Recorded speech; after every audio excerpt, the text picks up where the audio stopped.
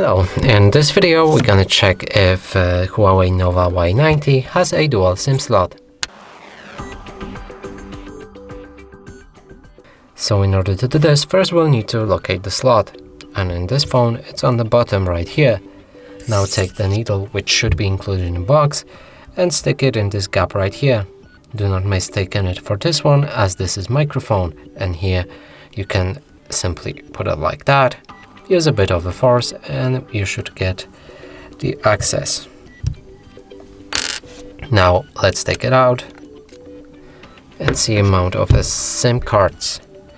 There's one right here and one on the bottom. So that confirms there's a dual SIM slot on this device.